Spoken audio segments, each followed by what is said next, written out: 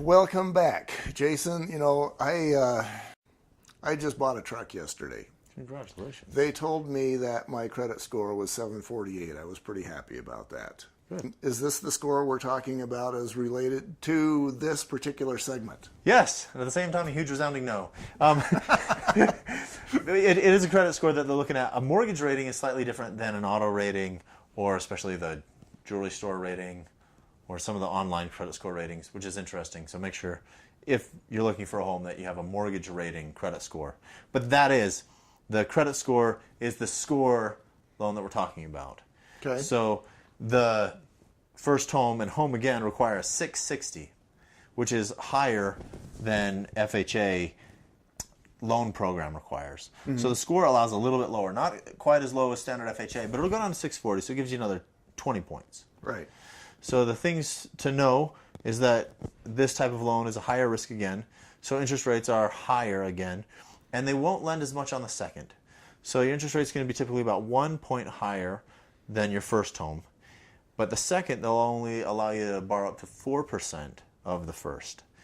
So on all the Utah housing loans, it's really important to get seller-paid closing costs to cover the costs of the loan.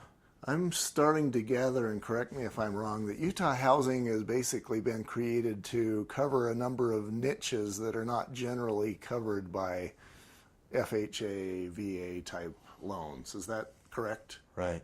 It's really to help people out who need a home and don't have the down payment. It's not the cheapest program out there, but it can be the best in a lot of circumstances. How did Utah housing come out anyway? Is that a Utah state government thing? Yeah, I guess. It is. Okay.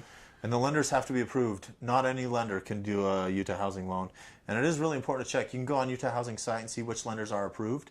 I have heard of lenders offering it and then steering away from it because they're not approved and they can't do it. Oh, that's evil. So, yeah. These are FHA programs. They follow FHA guidelines. For the most part, they have their few overlays, and that's what makes them work. Okay. So if somebody wanted to find out more about the Utah housing program, I'm thinking they could either go to the Utah housing, there's got to be some sort of a Utah housing website. UtahHousing.org. Easy enough to remember. Yep. They got all their guidelines right there. It's always easiest if you talk to someone who's in the industry. Mm-hmm. Call them up and say, hey, give me a breakdown of what this is. They have matrices you can look at and plow yourself through your own loan, but yeah. I'm thinking it'd be easier just to call somebody who you can talk to rather than plow through a government website. Yeah.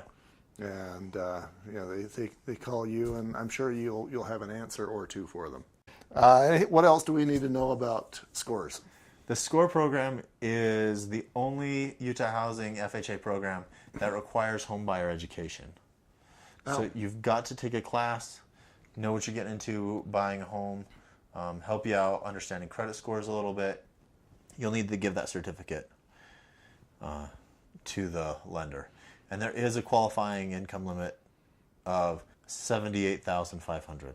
So this program is really about home buyers with relatively lower scores who make relatively less. Still get them into a home in conditions that work. Still make money to buy the house. There aren't loan limits set by Utah Housing per se. They have their income limits, but they are FHA loans, so they do follow the FHA loan limit.